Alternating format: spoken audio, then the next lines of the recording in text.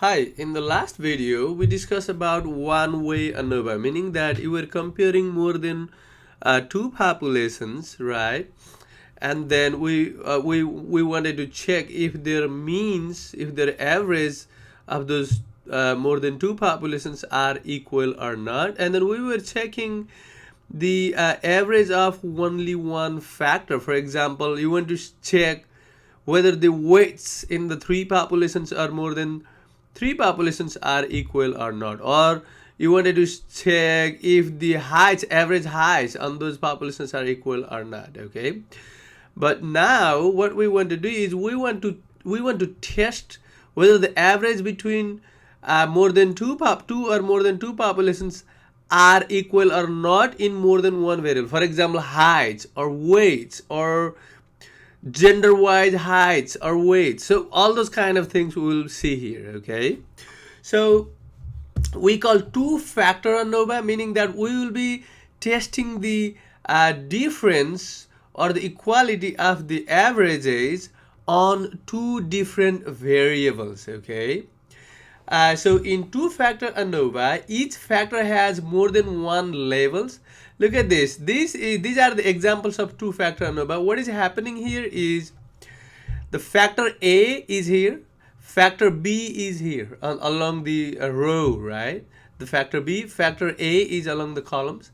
Factor A has 4 levels and factor B has 3 levels there. Okay, we also call that is block. Okay, that's the block 1, block 2, block 3, like that. Okay, so we can do more than just compare the means in levels of factor 1 and 2. We can test if there is an interaction between the two factors. If there is an interaction between factor A and factor B. What does that mean? That means the effect of one factor depends on the particular level of another factor. So the difference between the means of these levels may depend on a particular level of the another factor there. Okay, that is called interaction. We use different two-way ANOVAs. Okay, if there are equal number of observation in each levels under each factors and for unequal number of observation, what we call is replication. Okay, let us see what this does not have replication. Here you have factor A along the column. Factor A has 4 columns, right? So 1, 2, 3, 4. So factor A has 4 levels. Factor B has, these are the factor B's. Factor B has 3 levels. Okay, now there is only one data under the in each of the cell. We call cell. Only one data.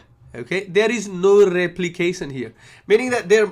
So what is happening is you select the data randomly to pick one here, but there is only one data. Okay, in each of these cells, we call cells, in each of these cells there are no more than one data points.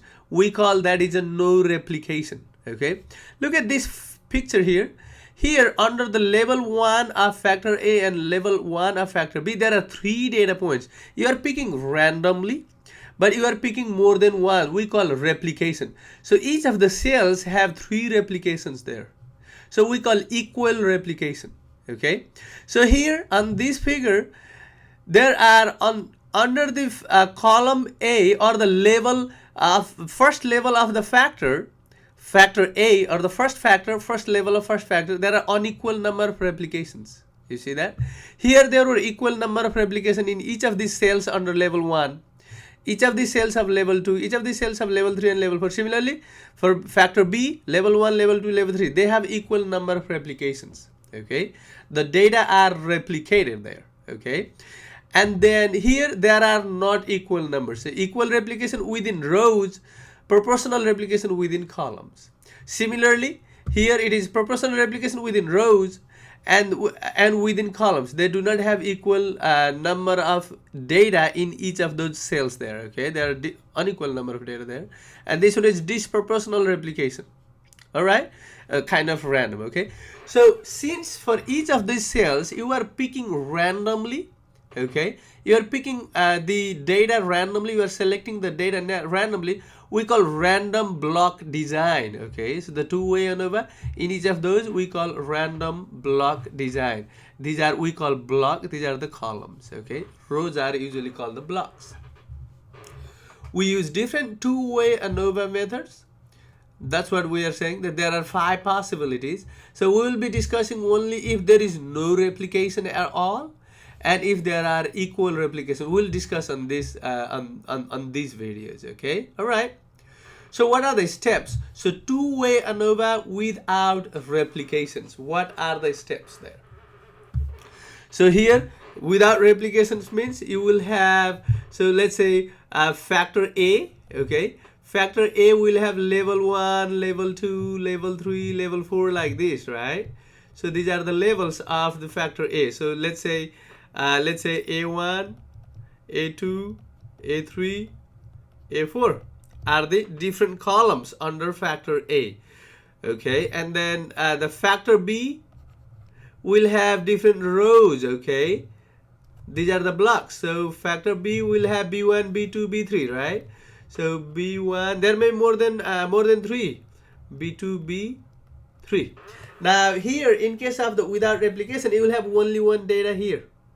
Okay, only one data in each of these cells. All right, so you will see data of this type. Okay, now, so what do we want to test here is, we want to test that mu1 equals to mu2 equals to mu3 equals to mu4 for the columns. You may be checking for the rows, not a problem, but usually the thing that you want to test the average equality or not, you can put that factor along the columns. Okay, all right. Now that null hypothesis, all the column means are equal. So it is kind of similar to the one that we did on the one-way ANOVA, but there is another factor.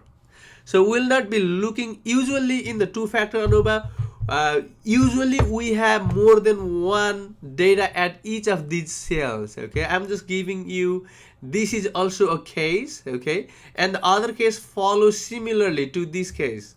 Okay, that's why this is the simplest case.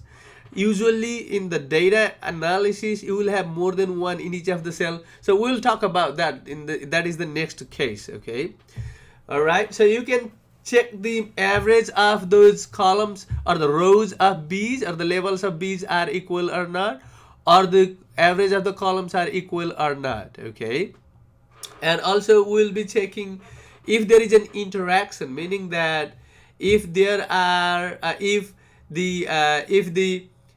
so look at this. So what means that the effect of one factor, okay, so if, for example, effect of factors of the effect of factor A, whether that have effect on factor B or not, okay, or the vice versa, okay, particular level of the another effect or not. So we'll see example, then things will be clear. Okay, so the steps are, first of all, you write null and alternative hypotheses. So the null hypothesis is all the means are equal. Okay, the alternative hypothesis are the means are not equal, right? And find the test statistics. What is the test statistics? MSC. What does that mean? That means mean square of the column divided by mean square error. So what is MSC stands for? MSC stands for sum of square of the columns divided by number of column minus 1. Okay, it is called mean squared column. And then the SSC is the sum of, let's say SSC will be the sum of square of the deviations of the column mean from overall mean. So what you need to do is you need to find out the mean of this. Okay, you need to find out the mean of this column, x1 bar, and then x2 bar, okay, and then x3 bar, and then x4 bar. Okay, because there were 4 columns there. So that is the mean of those columns. Okay, and then what you need to do, you need to find out the x bar. That means the mean of all those data set. So what does SSC stands for is, what you need to do is you need to do x1 bar minus x bar square times B is number of these rows. Okay, so it will be like 3 times x1 bar minus x bar square, and then plus 3 times x2 bar minus x bar square, and so on. Look at that. So b times, okay, b times x c1 bar means the average of the column 1 minus x gm means grand mean, the overall mean, and then square, plus b times, okay, b is again the number of rows, times x bar c2, that is the mean of the column 2, minus x bar gm, that is the grand mean square, and you do so on if there are many other columns. Okay, and then next thing we need is mse. This is ms, oh sorry, this is msb. What is msb stands for? MSB is called the mean square block. What is that? Similar you did here. So we find out the mean of that. Let's see that B1 bar, B2 bar, B3 bar. You could write C1 bar, C2 bar, and so on. So these are the, you find out the mean of those rows. Okay. First row has mean B1 bar. Second row has mean B2 bar. Third row has mean B3 bar. How do you find out MSB? Mean square block is given by sum of square block over B minus 1. B is the number of rows, right? It's called the mean square block. How do I find out SSB though? SSB is the B1 bar minus X bar square times C. See, look at that. How many columns are there? And then X B1 bar. That means the mean of the first row or the first block minus the mean of the overall data square, plus C times second row mean minus grand mean square, plus, and continue that way. Okay, that is denoted by SSB. And what is MSB? Mean square block is SSB over B minus 1. That's how you find out that. Now, what is MSE? We call a mean square error. Mean square error is given by SSE divided by B minus 1 times C minus 1. Okay, B is the number of blocks or number of rows. C is the number of column. It is called mean square error, which is given by SSE equals to SST. What is SST? SST is the I have mentioned that here. SST is the square of the deviations of x from the grand mean. So for example, each of these cells, okay, x minus x bar square plus another x minus x bar square plus another. So you do that for each of these cells, okay. Each data minus x grand mean square, that is SST, minus SSC is given by that, minus SSB is given by this value. And where SST is sum of the each data minus grand mean square, that is the SST. Okay, where C equals to number of columns, B equals to number of blocks or rows, XCI bar is equals to mean of the I column, XBI bar equals to mean of the ith block, and X bar GM is the grand mean. This is how you do, that is the second step. So after you do that, after you find out MSC and MSE, you divide MSC divided by MSE to find out the F value. That is the test value. Okay, and you may be arguing, why do we need SSB? Because that F does not use SSB or SSB there, right? So so it is easier to find out MSE or SSE, because MSE is using SSE and SSE is using SSB. Okay, it is easier to find out that way. There is another way to find out SSE. Okay, that we will be discuss that later. But what you can do to find out that is you do x minus the column mean square, each of these data minus their corresponding column mean square, and the sum of that is basically the sum of square error. Okay, so that is another way of doing that, but this is easier to do rather than doing like each data minus its corresponding mean, column mean, square, and then adding them. Okay, all right. So that is how we find out the test value. The next step is find the critical value or p-value. Okay, to find out the critical value or p-value, we always use right tail test. So for the right tail test of F distribution, then if you want to find out the p-value, it will be 1 minus pf, right? And then you find out the test value, and then the degrees of freedom of the top. What will be the degrees of freedom of the top? And then what is the degrees of freedom of the bottom? That means, because you see that whenever you find out find out the MSC over MSE. You write down the degrees of freedom of MSC and then MSE. Okay, that is degrees of freedom of top, degrees of freedom of the bottom. That's how we find out here. Okay. Now, to find out the critical, so we did that already, and the degrees of freedom of numerator and denominator. But what is the degrees of freedom of the numerator? That is given by, we denote by N1, which is K minus 1. What is K? So K is the number of groups or number of samples. Okay, that is the K minus 1. And degrees of freedom of the denominator is N minus K. N is the total number of data, minus K is the total number of that columns. Okay, K is the total number of columns, where N is the total number of data. All right, so K is number of columns here, okay, as we did in one way ANOVA, and then N is the total number of data points there. Okay, we'll see example. Okay, this is just the steps. To find out the critical value, we use F table with alpha and degrees of freedom of numerator and denominator, and we denote it by F, alpha, N1, N2. This is the critical value method, and obtained by QF 1 minus alpha, N1, N2 in R. This is how you find out R in the critical value. But P value is easier. P value is 1 minus PF, and then F is the test value from step 2, and then N1, N2 is the K minus 1, N minus K in R. So here, basically, see, I mean, I am showing these steps to find out the whether the column means are equal or not. Similarly, you can check whether the row means are equal or not. Okay, they're exactly the same way. But here in that case, that will be K will be how many rows are there. Okay, kind of B minus 1. That will be C minus 1 in case of the column.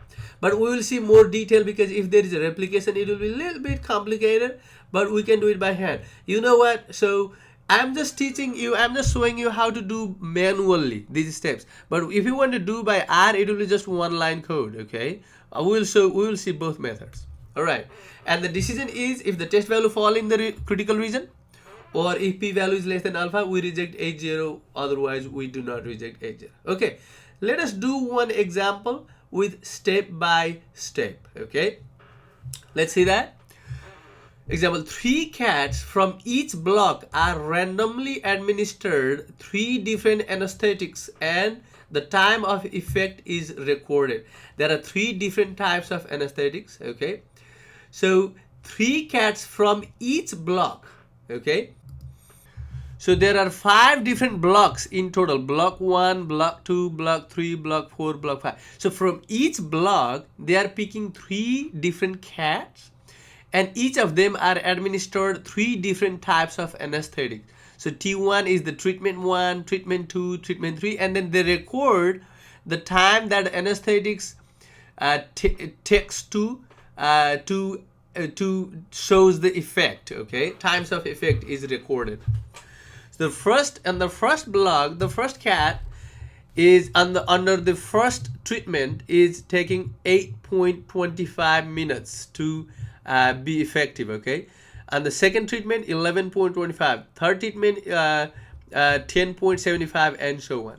The question is, for alpha equals 0.05, test the claim that the mean time for effectiveness is the same for all anesthetic. So you want to see for this, find the mean time, and mean time. We want to check, we want to test if the average time that anesthetic takes to be effective are equal or not. We are not talking about whether the average of the time of effectiveness on each block are equal or not. We are not doing that. Okay, so it is kind of looks like a one-way ANOVA, because we are not checking the effect of the blocks. We are just checking the effect of the treatments only. Okay, so in the next example, we will be looking at the effect of these blocks as well.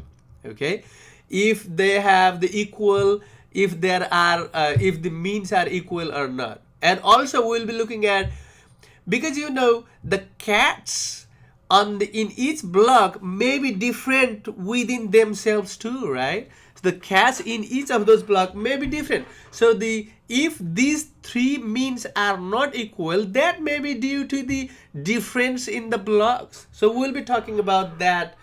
We call interaction effect. That will be in the next next section or the next example, okay, that is equal replication one.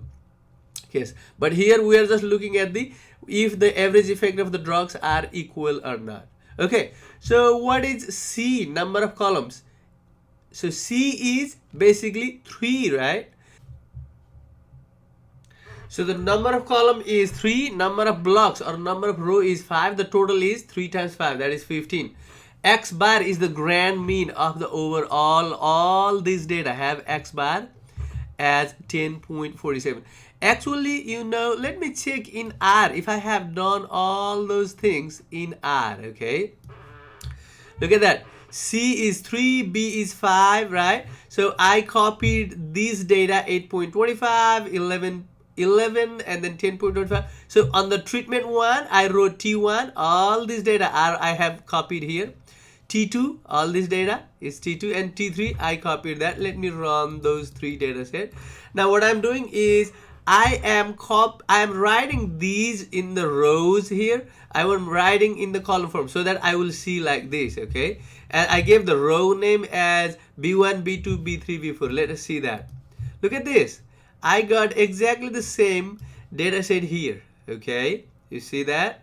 So that is T1 under T1, it is 8.25, 11, and so on, T2, T3.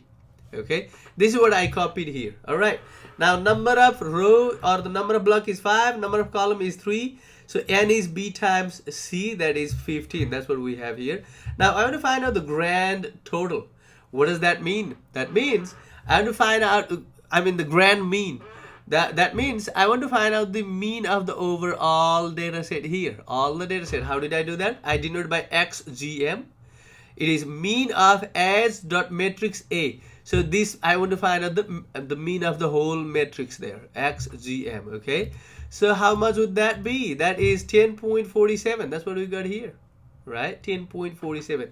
Next is I want to find out the mean of the column. So what is the mean of this column?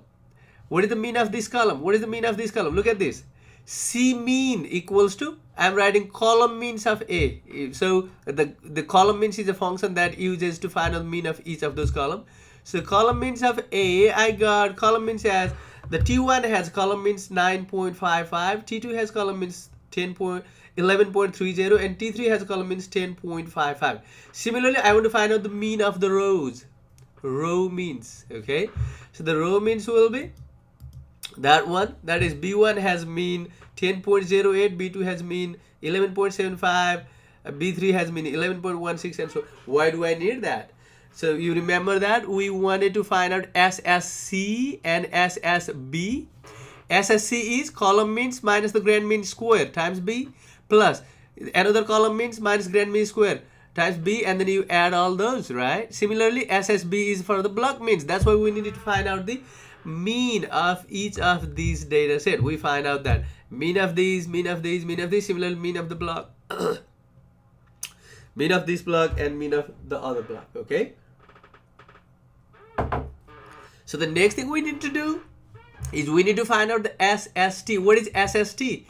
SST is the sum of the square of the total, right? Why do I need SST? Because we need to find out SSE. That's why SST is data minus the grand mean square, and then you add all those. So what do you need to do? So we found that the grand mean is 10.47. What you need to do is 8.25 minus 10.47 square plus 11 minus 10.47 square plus 10.25 minus 10.47 square, and so on. How did I do that in R? I did SST equals to sum of A minus XGM square. See, A is the whole matrix here, right? A is the whole matrix square. So if you do that, it will take this minus XGM square plus this minus XGM square plus this minus and all for each of those data set. So that will give you SST is equals to 21.73. SST is 21.73. Similarly, SSC will be column means minus the grand mean square, okay? So look at it, SSC equals to, we need to do B times though. B times sum of C mean is the column mean minus XGM square. That's what we did. That will be the SSC. We got 7.71. You see that? 7.71. Similarly, what will be SSB? SSB is C times Row mean minus x bar square. That's what we did. Sum of the C times sum of the row mean, B mean means block means, minus xgm square, the grand mean square. We got SSB is that much. Now what is the SSE? We found that that is the formula, right? SSE will be SST minus SSC minus SSB. Okay, that is SSE. We got SSE is 2.96. That is 2.96, where B is the number of blocks and C is the number of columns. Okay, now so what do I do is I want to find out so MSC. What is the meaning of MSC? MSC is SSC, sum of the square of the column divided by C minus 1. So MSC we got 3.85. That's what MSC, mean square of column. That is 3.85, where the degrees of freedom is C minus 1. That will be the degrees of freedom, that is 2. Similarly, MSB is SSB over B minus 1. That is MSB. Next thing is MSB. Okay, I got 2.77. Okay, MSB is 2.77. Degrees of freedom is B minus 1, which will be 4. Okay, how about MSE? MSE is SSE divided by B minus 1 times C minus 1. Okay, and the degrees of freedom will be also B minus 1 times C minus 1. That will be 8. B is number of blocks minus 1. That is 4. And number of column minus 1 is, that is 2. So 4 times 2 is 8. Okay, now so for the treatment level, we are testing a hypothesis if the 3 treatments have the average equal or not. Okay, that's what we are testing. That's why we are doing MSC over MSE. So here we are doing for the treatment level only. So I found the test value is 10.42. Look at that, MSC, because we were testing whether the column means are equal or not. That's why MSC, column, divided by MSE. And I got the F value is 10.42. That's what the F value is. Okay, and how do I find out the P value? You can find out the critical value. You can do with critical value method. For the critical value, you do QF, 1 minus alpha is that, C minus 1, and then B minus 1 times C minus 1. That is the degrees of freedom of the numerator and denominator. You can do this way. You see that if the, what is the test value? Test value is bigger than the critical value. So it is in the shaded region actually, right?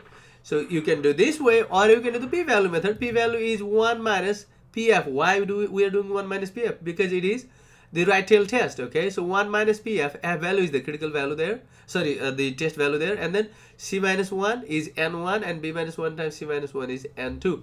That is the degrees of freedoms. Okay, I got P value is 0.005, which is less than alpha. You see that P value is less than alpha.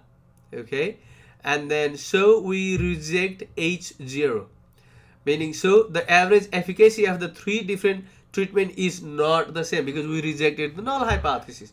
Our null hypothesis was all these column means are equal, and alternative hypothesis is not all of these are equal, some of them may be different.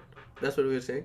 And you can see that, because what was the column means? You see that what was the column means? C means where let me type the column means 9.55, 11, and 10.55.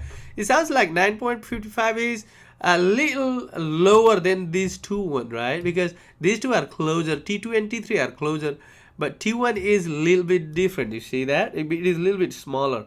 Maybe the population mean of the treatment 1 may be different than the population mean of treatment 2 and treatment 3, I think. But we will find out that too, because we can do the pairwise too. Okay, we will do that too. All right, so the next thing I want to do is, instead of doing so we just discussed how to do that manually, but instead of doing manually, I want to do it directly using R.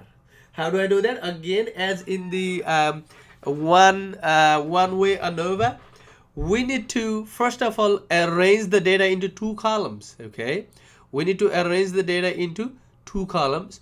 Actually, it will be 3 columns, because we have 2 variables. One is the main data, this data under these, right, under that matrix, and another is the treatment column, another is the block column. Okay, so you see that, so under the block 1, treatment 1, treatment 2, treatment 3, right? Under the block 2, treatment 1, treatment 2, treatment 3. Under the block 3, treatment 1, treatment 2, treatment 3, like that. Okay, under the treatment 1 there are 5 data. Under treatment 2, there are 5 data too. Treatment 3, there are 5 data. Okay, so we want to write that into the column format. How would that look like? What do you think? That will look like this, right? Let me show you how should that look like. Okay, so you want to write that the column 1 will be the real data, right? The data will be like, you see that 8.25, 11, 10.25, 9.5, 8.75. So this is like data, right? Data, or the time, right? You can write these are the times, right? For the anesthetics to take into effect. And then here will be the treatment. Treatment will be, all of these are treated by treatment 1, right? Treatment 1, treatment 1, treatment 1, treatment 1. So the next will be 11.25, right? So like 11.25 treatment 2, and then 12.5 treatment 2, and so on. Okay, and what will be the next one? Next one will be 10.75 treatment 3, and then 11.75 treatment 3, and so on. The next is the block. Okay, block is what? These are the cats. Okay, these are the cats from different blocks. So you can write block. The first one is block 1, from block 1. This one is from block 1, right? What is next in the block 1? Treatment 2, the first one, that is also block 1. Block 1. This is also block 1, right? So the 11 is from block 2, and this one is block 2. This one is block 2, right? Like that. So you will need 3 columns instead of 2 in the two-way ANOVA. Okay, guys. So we want to write first, before we use the direct two-way ANOVA method from R. In R, we need to first arrange the data into 3 columns there. So one column for the data, another column for the factors, the factor 1 and factor 2. Let's do that. So what I'm doing is treatment type is the name of the column. So what I'm doing here is C, and then repeat T1, T1, T1, T1. We did that, right? And then how many times? Length of T1. And repeat T2 for length of T2, that many times, and do that. So this is what we are getting. Okay, the first 5 are for treatment 1, second 5 are for treatment 2, third 5 are for treatment 3. Similarly for the block, you can do block 1, block 2, and then so that's what we got. And then if effective time, I'm just writing T1, T2, T3. I mean, you don't have to, but you can. Okay, and then I want to write that into the data frame, that is the column format. Let us see how would that look like. I'm writing effective time, block. You can write the first block and treatment type, or treatment type and block, no worries. Okay, you can write that. When I did that in R, what I did is I wrote the treatment type first, and then I was doing the blocks second. Let us do that. Data.frame equals to effective time. So data 1, I gave the name data 1 equals data frame, effective time, treatment type, and blocks. Okay, so we ran that. Data 1 look like this. Look at this. You see that? So these 5 data points are from treatment 1, but there are block 1, block 2, block 3, block 4, block 5, and so on. Okay, and second 5, treatment 2, block 1, block 2, block 3, block 4, block 5, and so on. Okay. All right, this is what we have data. How the string look like? Look at that. So the first one is the effective time, that is the number, and the other 2 are the factors, right? Because they are not numbers. T1, T2, T3, B1, B2, B3, and so on. Now, I want to run the code. I'm doing result of two-way ANOVA. That's why I'm giving a name, but you don't have to give this name. You can give any name there. Okay. Result of two-way ANOVA equals to AOV, that's what we have been doing, right? AOV. Effective time is that main data, and then you are doing treatment type plus blocks. What does that mean? That means you write plus for the two-way ANOVA. In one-way ANOVA, you are doing just treatment type only, right? Effective time, and then wiggle sign, and then treatment type. That means for different treatment type, are those means equal? But for the two-way ANOVA, you are doing treatment type plus blocks. You do plus, okay? And then blocks, that means there are blocks as well. That is the another factor. And data is equals to data 1. So if you run these, Okay, see, we are not doing the interaction. Since the blocks are not repeated, we don't do the interaction, we don't measure the interaction. So what we are doing here is basically, look at that, for treatment type, degrees of freedom is 2. We are getting exactly the same thing, right? Sum of square is 7.701. Look at that. What is the sum of square of the treatment type? That is SSC. What is SSC? Is 7.71 here, right? And what is SSB? 11.067.